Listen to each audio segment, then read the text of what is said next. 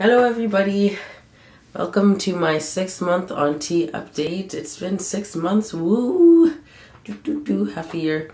Sorry, I seem a little stuffy, I'm a little sick. I've been sick a few days, I've had a bit of a cold. But yeah, thank you for watching. It's been 6 months. I am, getting bigger and bigger. I just actually got a new binder because my older binder, my very first binder that I got it from Underworks, and I believe I had ordered a small, and these last 2-3 months, it's literally been cutting into my back. Like, it's been like, it just shrunk. I mean, I got bigger, I guess, like just like that. In fact, I've gained, maybe 40 to 50 pounds since starting tea. I was about 92, 94 pounds when I was pre-tea. Now I'm like well over 100 pounds. I must be between 135, 140, I would say. But yeah, my binder was really, it was giving me back pains. It was digging into my shoulders, so, and I just got a new binder. This time I got one from GC2B instead of Underworks because I figured I would try out, the other company. And I gotta say, this binder is great. I feel a lot less restricted. And the texture, just the texture alone is so soft and way more comfortable than the Underworks binder. So I think I may probably stick with GC2B at this time. I see a lot of mixed reviews online, like some people love the GC2B, some people hate it, the same thing with Underworks, so I figured I would try both, and right now I'm pretty happy with the GC2B, and I had to get a large. Can you believe that? I went from being a small to a large in just 6 months. Well, actually, yeah. And I got that binder, actually a year prior to medically transitioning. I've definitely grown. I'm doing okay. My voice is continuing to get lower and lower. Singing is, it's alright. Like, I'm still singing. I feel like, things aren't terrible. I mean, I definitely can't hit notes that I used to be able to. Like, I was a higher singer before.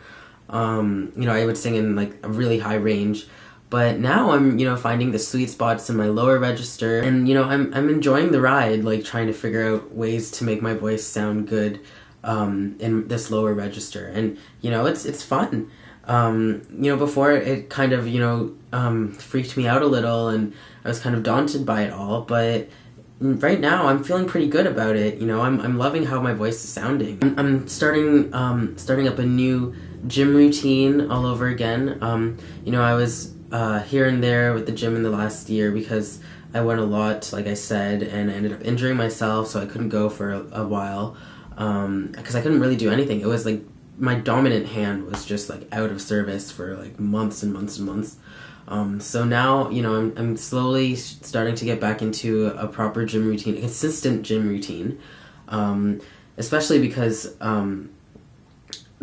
all this weight gain that I've been getting, although I'm okay with it, at the same time, it's kind of scary how fast the amount of weight I've gained in such a short period of time.